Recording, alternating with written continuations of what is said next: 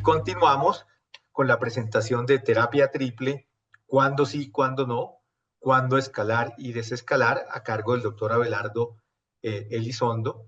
El doctor Elizondo es médico internista y neumólogo, intensivista egresado de la Universidad Autónoma de Nuevo León, con posgrado en intervencionismo pulmonar en la Universidad de California, en San Diego, y profesor del Servicio de Neumología y coordinador del programa de posgrado de Neumología y Medicina Crítica del Hospital Universitario de la Universidad Autónoma de Nuevo León.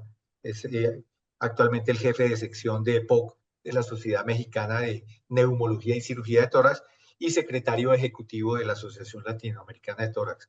Muchísimas gracias, doctor Elizondo. Muchas gracias, Abelardo, por estar aquí. Adelante, continúa con tu presentación.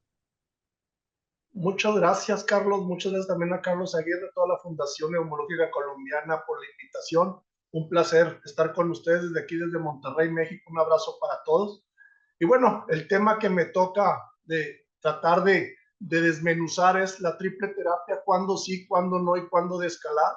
Tratar pues ya de platicar sobre el nuevo reporte GOLD 2026, algunas situaciones ahí que han cambiado, que vamos a mencionar en el transcurso de esta pequeña charla. Ya me presentó el doctor Carlos Toro, le agradezco mucho su presentación. Estos son mis conflictos de interés y yo quiero empezar con una breve introducción. Sabemos que la piedra angular del tratamiento en EPOC, sin duda alguna, son los broncohilatadores. Y para el manejo de EPOC estable, los broncohilatadores de acción prolongada, LABA o LAMA, son los que habitualmente utilizamos. Generalmente la terapia dual, LABA más LAMA, es la que en un buen porcentaje de los pacientes utilizamos en el día a día. Pero hay unos pacientes que por sus características clínicas van a requerir una triple terapia LABA, LAMA más corticosteroide inhalado. Es bien importante señalar que el corticosteroide inhalado nunca lo vamos a utilizar como monoterapia en el tratamiento de nuestros pacientes con EPOC. Ya el reporte GOLD 2026 ya hizo unos pequeños cambios aquí en el tratamiento inicial farmacológico, donde ya no maneja una exacerbación en la línea de las exacerbaciones en la parte baja, sino maneja 0 exacerbaciones y una o más, o que lo lleva a la hospitalización ya como riesgo alto de exacerbación. Esto, sin duda alguna, cambiará mucho la perspectiva de cómo estamos viendo a nuestros pacientes y sin duda alguna esto también tiene consecuencias en toda la literatura, la evidencia clínica que se ha acumulado en los últimos años. Entonces, eso es uno de los primeros datos importantes de los cambios que están ocurriendo en el nuevo documento GOLD. Y prácticamente en lo que es el tratamiento de seguimiento farmacológico, el único cambio interesante es que se agregó dentro de la terapia biológica en aquel paciente que tiene triple terapia y persiste con más de 300 eosinófilos con síntomas o exacerbaciones, agregarle terapia biológica. El año pasado ya se mencionaba dupilumab, en este año se agrega mepolizumab como parte de la estrategia terapéutica. Nosotros en las guías mexicanas de POC manejamos un poquito diferente, en una forma más amigable y que el médico de primer contacto pueda entender mejor qué paciente se beneficia de la monoterapia, de la terapia dual y de la triple terapia, y aquí lo dejo a su consideración para que revisen también nuestras guías mexicanas, que son bastante interesantes. Y otra cosa importante del documento GOLD 2026 es que antes veíamos los factores a considerar de los esteroides inhalados y veíamos un cuadro verde, un amarillo y un rojo. Pues ahora ya desaparecieron los amarillos y ya lo pusieron en verde tenue. Entonces ya no es tan deténgase, sino aviéntese. Yo creo que es como nos lo están diciendo, y aquel paciente que tiene una exacerbación moderada al año y que tiene eosinófilos entre 100 y 300, parece ser que va más para allá a darle terapia con un triple, con esteroide, que pensarlo y dejarlo nomás con terapia dual. Y las recomendaciones en contra pues siguen siendo prácticamente las mismas las que conocemos, que vamos a abordar en el transcurso de la presentación.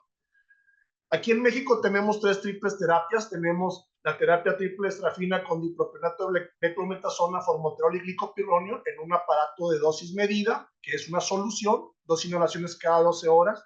Polvo seco, triple terapia, fluorato de fluticasona, bilanterol, umeclidinio, que es una inhalación cada 24 horas, y una presentación también de budesonida, formoterol, glicopirronio en dosis medida en una cosuspensión con una dosis de 2 inhalaciones cada 12 horas.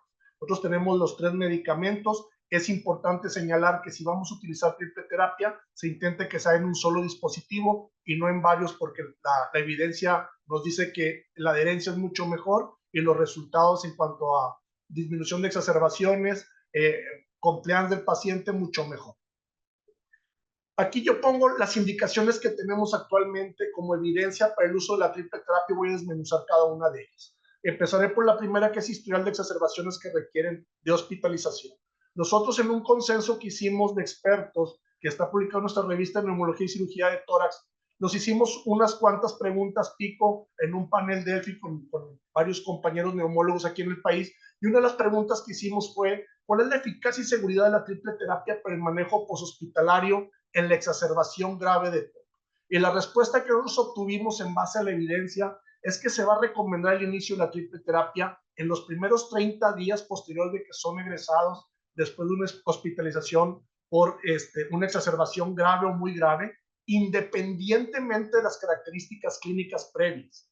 Obviamente vamos a encontrar mayor beneficio en aquel paciente que tiene más de 150 eosinófilos por microlitro, e independientemente con qué tratamiento previo lo teníamos. Inclusive aquellos pacientes con neumonías documentadas, antecedente de tuberculosis o eosinófilos menores de 100, estamos recomendando que, saliendo de la exacerbación grave, se manejen con triple terapia y ya en un segundo tiempo evaluar si podemos descalar o no a nuestro paciente. Hay que también tomar mucho en cuenta la comorbilidad cardiovascular, que lo vamos a ver también en el transcurso de la presentación, para considerar la triple terapia en estos pacientes.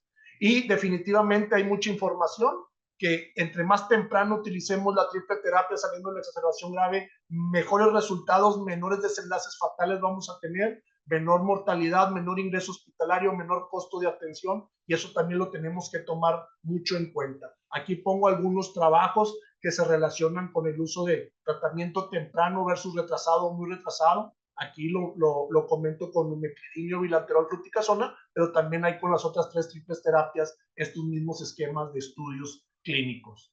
La segunda, el paciente que tiene 2 o más exacerbaciones moderadas en un año. Definitivamente sabemos por el estudio Eclipse, y lo mencionaba el doctor Del Olmo, que el factor principal predictor de futuras exacerbaciones en nuestro paciente es la historia de exacerbaciones previas con un riesgo bastante alto. Entonces, si sabemos que nuestro paciente es un exacerbador frecuente y que las exacerbaciones cada vez nos vamos a ver con mayor magnitud y con mayor probabilidad de que sea grave, pues eso es una indicación para pensar o tratar de dilucidar si el paciente requiere una triple terapia. Pero ese no es el único factor de riesgo para desarrollar exacerbaciones. Hay factores propios del paciente, factores clínicos asociados al paciente, factores asociados a la gravedad de la enfermedad y ciertos biomarcadores que nos pueden ayudar a definir qué paciente se encuentra en riesgo y tratar de escalar de la terapia dual lava-lama a una triple terapia en este grupo de pacientes. Pacientes con arriba de 300 células por microlitros eosinófilos o más de 100 con exacerbaciones frecuentes, pues yo creo que hay mucha información al respecto, definitivamente mucho más sólida cuando es arriba de 300 eosinófilos por microlitro. Aquí estamos viendo un metaanálisis del doctor Mario Casola desde el 2018. Ya hablábamos de cómo el paciente se beneficiaba de la triple terapia comparado con una terapia sencilla, una terapia monoterapia o terapia lava-lama. Y fíjense aquí cómo el número necesario a tratar de pacientes en global para disminuir el riesgo de exacerbaciones es de 38 pacientes a 12 meses, pero vean, si tienen menos de 300 eosinófilos, el número necesario es de 46, y si tienen más de 300, 9 pacientes prácticamente, 8.58. Entonces, a mayor número de eosinófilos, la probabilidad de que la triple terapia disminuya exacerbaciones futuras es mucho mayor. Y lo vemos también en esta pequeña gráfica, donde a mayor número de eosinófilos, mayor riesgo de tener exacerbaciones y que podamos tener un desenlace negativo en el tiempo prolongado. Entonces, yo creo que esto nos da mucha pista que, sin duda alguna, los metaanálisis, los trabajos que tenemos publicados, sin duda alguna se benefician estos pacientes. Algunos artículos nos dicen que arriba de 150, otros nos dicen arriba de 100. Yo creo que arriba de 100 está ahorita agarrando un poquito más de fuerza, más de cuerpo, de evidencia, y lo debemos de considerar. En este estudio del doctor Mario Casola nos concluye diciendo que aquellos pacientes, sobre todo que no se controlan sus exacerbaciones con lava-lama y tienen arriba de 300 eosinófilos, se benefician de manera particular con la triple terapia, cosa que lo hemos visto sin duda resuelto a través del tiempo. Este artículo, que es un extracto del estudio de SACOS, donde ven la probabilidad del número de exacerbaciones en los países de bajos o intermedios ingresos, donde están incluidos varios países de Latinoamérica, que lo voy a mencionar más tarde. Esa es una tabla de cuál es el rango de eosinófilos en cada uno de los pacientes que fueron estudiados de eosinófilos. Y aquí tenemos, por ejemplo, el caso de mi país, de México, que de un grupo estudiado de pacientes que tenían 17 pacientes, un 30% más de 300 eosinófilos en sangre, y 43 pacientes, un 76% arriba de 100 eosinófilos por microlitro en la sangre. Aquí vemos los demás países que participaron. Este trabajo lo voy a mencionar un poquito más adelante, más a fondo, pero es algo importante a señalar, que es algo que estamos vigilando, que estamos monitoreando con nuestros pacientes para definir el escalar una triple terapia si no la tenía nuestro paciente. Pero tristemente, a pesar de terapias triples óptimas, hay un buen grupo de pacientes que siguen con eosinófilos elevados, y desafortunadamente la triple terapia no termina por ser la estrategia terapéutica correcta, y aquí es donde tal vez, como un pequeño paréntesis, el pensar en biológicos se abre el panorama para este grupo de pacientes. Les recomiendo este trabajo, que está bastante interesante. Historia concomitante de asma. Sin duda alguna, yo creo que todos estamos de acuerdo que cuando teníamos el síndrome de sobreposición asma-EPOC, ninguno estaba en contra de utilizar esteroides inhalados en este grupo de pacientes. Sabemos que el que tiene un componente asmático se beneficia en forma significativa del uso de esteroide inhalado. Aquí tenemos las clasificaciones o los subgrupos de ACO o sobreposición asma-EPOC, y vemos el grupo en azul, el grupo ACO tipo 1, el de POC ACO tipo 2, el ACO tipo 2 también cuando predominan síntomas de POC, y el grupo de POC. Y vean cómo en el tratamiento, en esta pequeña tabla, independientemente del grupo, casi todos van a terminar en un momento dado como una estrategia terapéutica recibiendo una triple terapia. Sobre todo el grupo de pacientes que tienes, el grupo C, que tiene componente tanto de POC como de asma, y en el paciente con EPOC puro, lava-lama o una escalación hacia triple terapia. Entonces, yo creo que el discutir sobre el uso de esteroide en el paciente que tiene sobreposición asma-EPOC, no hay mucho que discutir, se benefician definitivamente con el uso del esteroide inhalado.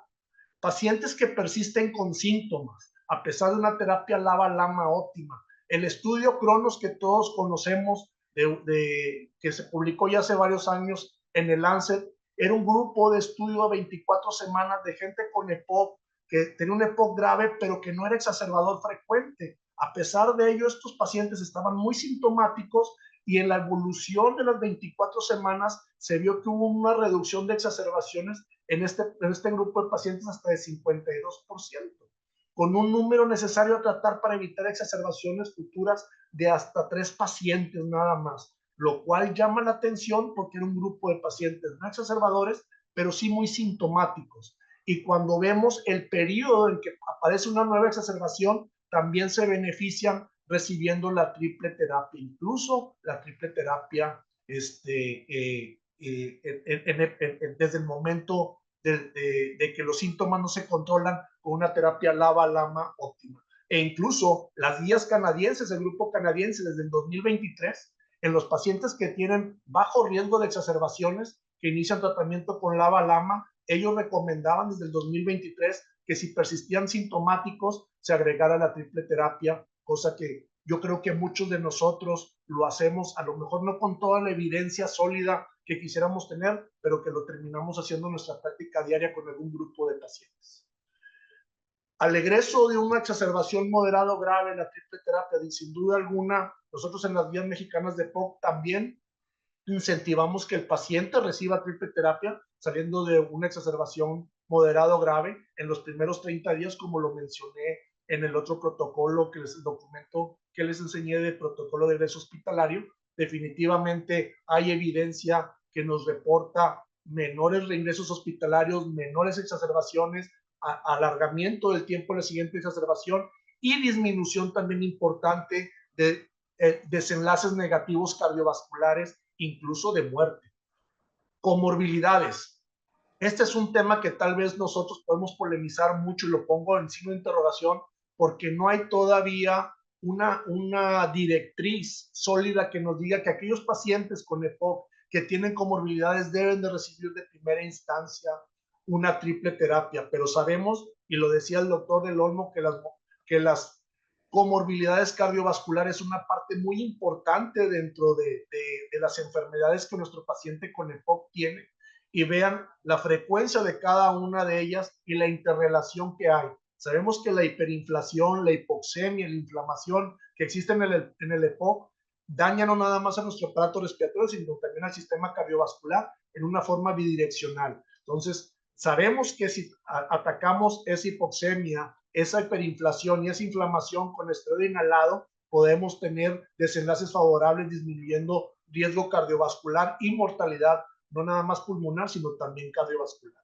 El estudio de SACOS que les mencionaba hace un ratito, donde participaron algunos países de Latinoamérica y los estamos viendo aquí, Colombia, México, entre ellos. Aquí una cosa interesante es vean el porcentaje de pacientes que tuvieron alguna exacerbación durante el primer año.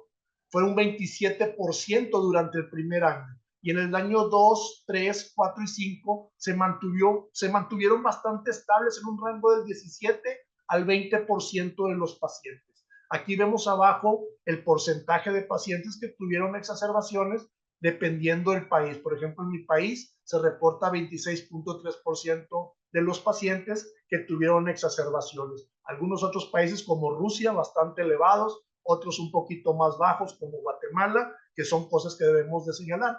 Y vean también este dato muy importante, como el porcentaje de días entre una exacerbación y otra severa es aproximadamente de 479 días, pero entre mayor número de eventos severos ocurren, se acorta el tiempo entre una exacerbación y otra. Y esto es algo bastante importante. ¿Por qué? Porque es mayor riesgo, sin duda, de internamiento y de mortalidad en nuestros pacientes. Y cuando vemos las comorbilidades por los países, ahí estamos viendo el rango de pacientes con comorbilidades que van de un rango de un 40 hasta un 84.4%, mi país 62%, y de las comorbilidades cardiovasculares, sin duda hipertensión la más común, y las que no son cardiovasculares, reflujo gastroesofágico como de las más predominantes. Es algo bastante interesante a señalar que todo esto hay una interrelación muy importante de comorbilidades con exacerbaciones. ¿Por qué? Porque comorbilidades es inflamación,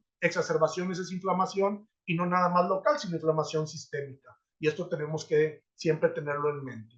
Sabemos que los estudios IMPACT y estos nos enseñaron que disminuye la mortalidad de los pacientes que reciben triple terapia, sobre todo aquellos pacientes con exacerbaciones importantes, y es algo que debemos de considerar y que se sigue estudiando. Y por último, señalar la disminución de la progresión de la enfermedad. No tenemos todavía un dato de estudio prospectivo como debe de ser, pero este estudio, el estudio de EPIC-2, que participaron algunos colegas nuestros, donde se hizo un modelo matemático para evaluar qué pasaba si nosotros le dábamos terapia triple temprana a un paciente en cuanto a la progresión de la enfermedad en términos de BEF1, que lo vemos aquí en la tabla superior, cómo el BEF1 declina en forma menos importante, significativa, cuando cambiamos el switch de LABA/LAMA a los 45 a triple terapia a los 50. ¿Qué pasa en la gráfica de abajo con el cuestionario de St. George? El puntaje del cuestionario de St. George disminuye en forma importante, y también en este estudio vimos que la sobrevida fue muy diferente en este modelo matemático cuando se agrega triple terapia en forma temprana, y también las muertes acumuladas disminuyen en forma interesante cuando lo comparamos con la población general o cuando lo comparamos con gente que nada más está recibiendo LABA/LAMA o los que no reciben terapia para él. Es un modelo matemático, pero que probablemente nos abre la puerta para pensar que pudiera ser una estrategia la triple terapia en nuestros pacientes. Y por último, los beneficios. ¿Qué beneficios nos va a traer? Disminuir exacerbaciones, mejorar calidad de vida, mejorar o mantener la función pulmonar, disminuir hospitalizaciones, costos de atención de la enfermedad, mortalidad tanto por EPOC como cardiovascular. Y por último, ¿cuándo descalar? Pues yo creo que lo más sencillo es decir, aquellos pacientes que tengan contraindicaciones para el uso del corticosteroide inhalado, neumonías, tuberculosis, que hayan rechazado vacunación contra el neumococo o que tengan eosinófilos menores de 100 por microlitro. Aquí tenemos un metaanálisis que habla de algunos de los estudios más importantes donde ellos concluyen que aquel paciente que tiene más de 300 eosinófilos es el que es difícil de escalar. Los otros pudiéramos intentarlo y esta pequeña tablita nos dice en la parte de abajo de una forma muy sencilla cómo manejar al paciente. ¿Tiene el paciente historia de asma? Vamos a dejarle triple terapia. No podemos descalarlo. ¿Tiene el paciente exacerbaciones en los últimos 12 meses? No lo podemos descalar. ¿Tiene el paciente más de 300 eosinófilos? No lo podemos descalar. Todos los demás pacientes podríamos intentar descalarlos, pero a reserva también de considerar si tiene comorbilidades o no, que es algo que debemos de considerar. Y esta pequeña tablita que yo creo que va a cambiar por los nuevos lineamientos de GOL 2026, a lo mejor el número de eosinófilos que vemos en la línea vertical debería ser 100 a 300 y en la línea horizontal 0 exacerbaciones y una o más o una hospitalización. Probablemente esto nos va a dar una recomendación a quién sí y a quién no de escalado del tratamiento. ¿Cómo evaluar la triple terapia que funciona adecuadamente? Pues viendo disminución de exacerbaciones, mantener función pulmonar, mantener calidad de vida, tolerancia al ejercicio, disminuir medicación de rescate, disminuir hospitalizaciones, disminuir mortalidad y recursos hospitalarios. Muchas gracias por su atención. Muchas gracias, doctor Elizondo, por su presentación tan completa, tan clara, eh, tan informativa. De verdad, muchas gracias por la presentación. Si se quieren animar a hacer por el chat también preguntas para el doctor Elizondo, y tenemos ahorita una corta sesión de preguntas y voy a privilegiar a nuestros asistentes comenzando por ellos. Hay una pregunta para el doctor Ricardo del Olmo en relación con, con los sistemas de calificación de riesgo cardiovascular. La doctora Ana María Mejía de Colombia pregunta que estas calculadoras van hasta 71 años, pero que nuestros pacientes en general son mayores de esa edad. ¿Qué hacemos con esa situación? Y la doctora, lo uno con la pregunta de la doctora Solange Heredia, que cuál es el punto de corte de la taquicardia excesiva. Entonces, esas dos preguntas son para ti, Ricardo, doctor Del Olmo. Eh, interesante pregunta, porque cuando los pacientes se ponen muy añosos, y eso nos está pasando cada vez más, no hay valores adecuados para cuando los pacientes están por arriba de los 70 años. Y esto no solamente para un factor de riesgo cardiovascular. Lo vemos para las cosas de espirometría también. Es complicado. Realmente yo creo que uno tiene que ponerle la máxima edad que el calculador tenga y de ahí ver qué es lo que pasa. Así que creo que sobre eso no puedo tener otra respuesta que esa. Y la otra pregunta tiene que ver con el heart rate recovery o la taquicardia excesiva. En realidad, si un paciente tiene 115 latidos por minuto en un test de caminata y no tiene recuperación adecuada, o sea, no baja debajo de 100 al minuto de hacer un test de caminata, a mí me va a preocupar.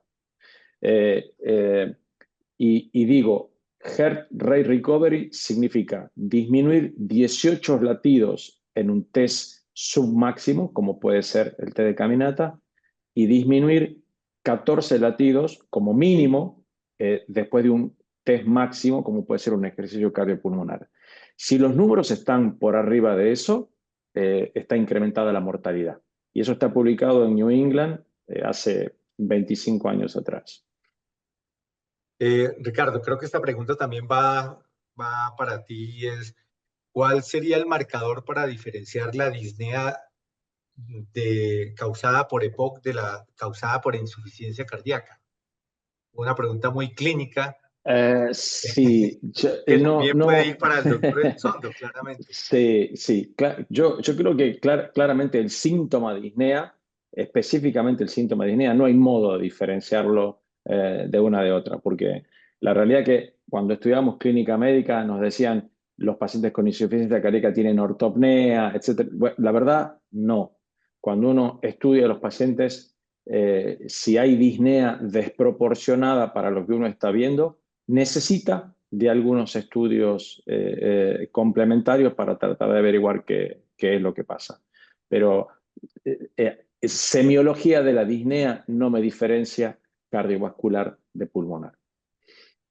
Ricardo, para cerrar, digamos, contigo estas preguntas de, de parte mía, pues, y tratando de dejar como algún mensaje también global de hasta dónde y con qué apoyos nos acercamos nosotros como neumólogos a definir el riesgo cardiovascular, cuáles crees que son como esos mínimos y cuándo recurrimos al cardiólogo.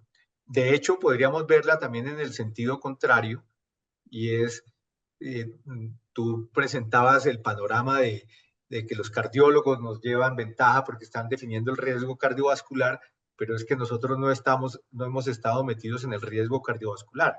De hecho, es más probable que nosotros pidamos pruebas cardiológicas a que los cardiólogos soliciten pruebas neumológicas. Entonces, en el sentido contrario, también, ¿cuándo y qué le decimos a los cardiólogos de cuál debería ser su aproximación a definir una condición respiratoria o un riesgo respiratorio y cuándo va el neumólogo? Entonces, no sé si al final concreté ahí la pregunta, pero creo que es así. Yo creo que es clave. Si el paciente tiene FB1 por debajo del 50% del predicto, esos pacientes tienen por ahí casi la mitad de chance de tener insuficiencia cardíaca, aunque nosotros no sepamos reconocerlo. Por lo tanto, un paciente con EPOC grave debería tener una consulta con un cardiólogo. Fuera de esto, yo creo que el paciente, aparte de tener una espirometría y aparte de tener un test de caminata, yo me preocuparía mucho, por supuesto, si es que hay hipoxemia y, como les decía, taquicardia excesiva y falta de recuperación de la frecuencia cardíaca de modo adecuado, digamos. Y lo otro lo comentó Abelardo, que son las comorbilidades. Lo más frecuente es que los pacientes tengan hipertensión arterial, ni qué decir que hayan tenido algún evento cardiovascular previo, que haya antecedentes familiares de enfermedad cardiovascular, que haya diabetes y dislipemia. Todo eso entra dentro de las calculadoras de riesgo cardiovascular. Pero, a ver, nosotros no preguntamos nunca esto, o preguntamos muy poco, digamos así. Si tengo un paciente que tiene hipertensión, tiene diabetes, tiene exceso de peso y tiene EPOC, la probabilidad de que tenga comorbilidad cardiovascular es altísima. Y no me puse a hablar de calcificación coronaria, que tiene sus riesgos también, sus score también y demás. Todos pedimos una tomografía y nos quedamos viendo el enfisema. Y tiene groserísimas calcificaciones coronarias y no le damos importancia a eso. Y existen hasta score de riesgo para eso. Entonces, la verdad que yo creo que con 25 segundos de pregunta, si es hipertenso, si el paciente tiene diabetes, si tiene antecedentes cardiovasculares, tanto personales como familiares, si tiene dislipemia, ese paciente merece consulta con cardiología. Muchas Yo, gracias, yo Ricardo. quisiera redondear algo que el doctor Ricardo dijo, que es muy importante. Hay artículos que mencionan y lo demuestran que los pacientes con EPOC en etapas jóvenes se mueren más de problemas cardiovasculares que problemas pulmonares. Claro. Y como que se filtran esos pacientes y los que sobreviven y llegan muy grandes se terminan muriendo de la enfermedad pulmonar o cáncer pulmonar. Pero a veces sin llegar a tener un BF1 del 50%, hay mucha morbilidad o mortalidad también cardiovascular. Y el otro gran problema que tenemos es que los scores de riesgo cardiovascular casi todos van a observar cardiopatía isquémica y nosotros tenemos muchos pacientes que no nada más tienen cardiopatía isquémica, tienen arritmia, falla cardíaca, tienen hipertensión. Tenemos que diseñar nosotros un score de riesgo cardiopulmonar en nuestros pacientes neumópatas, no nada más EPOC. bronquiectasias, fibrosis pulmonar, SAOS, todo lo que involucre, porque el verlo en forma como lo ve el cardiólogo, nosotros como neumólogos pienso que nos quedamos cortos. De acuerdo, Abelardo. Y paso, ya que hiciste ese importante comentario, paso contigo para preguntarte, aquí hay unas preguntas donde el uso de macrólidos con la triple terapia, ¿qué opinas alrededor de los macrólidos? Sí, es algo que a veces hacemos que no nos quedan muchas cosas que hacer porque les damos triple terapia, siguen los pacientes exacerbándose. Sabemos que los macrólidos en un momento dado los sirven como un inmunomodulador, pueden disminuir la inflamación y es algo que terminamos haciendo en un grupo de pacientes. Se considera que en los exfumadores es donde mejor pueden funcionar y en aquellos pacientes que no son eosinofílicos también. Pero sí hay pacientes que tienen triple terapia, que ahorita a lo mejor no tienen los medios para conseguir un biológico si son eosinofílicos, y los que no son eosinofílicos, yo creo que una estrategia pudiera ser utilizar los macrólidos, definitivamente. Es algo que hago en la práctica diaria.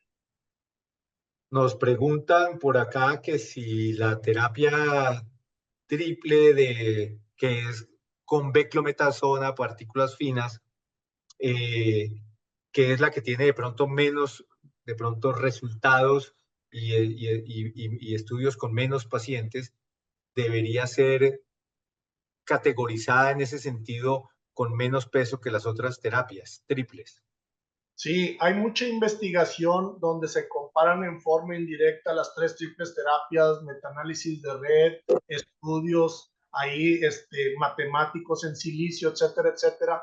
Pero hay unos estudios que yo creo que nosotros como neumólogos y como clínicos le damos mucha importancia, que son los estudios de vida real.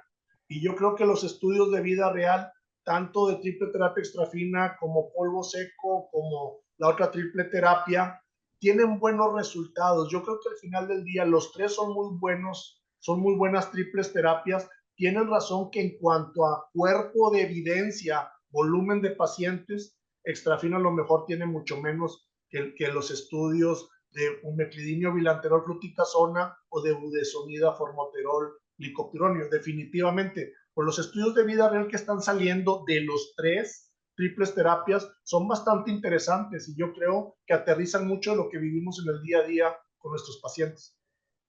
Bueno, creo que debemos ir cerrando nuestra sesión de preguntas, pero no puedo abstraerme de preguntarte, Abelardo, doctor Elizondo, EPOC por biomasa. Lo vivimos aquí todos los días. Por las características de EPOC por biomasa, sabiendo que la evidencia es insuficiente, y parto claramente de que la evidencia es insuficiente, ¿lo ves como una indicación de terapia triple desde tempranamente? Sí, la doctora Alejandra Ramírez ha publicado algunos trabajos de biomasa y parece ser que ellos son eosinofílicos.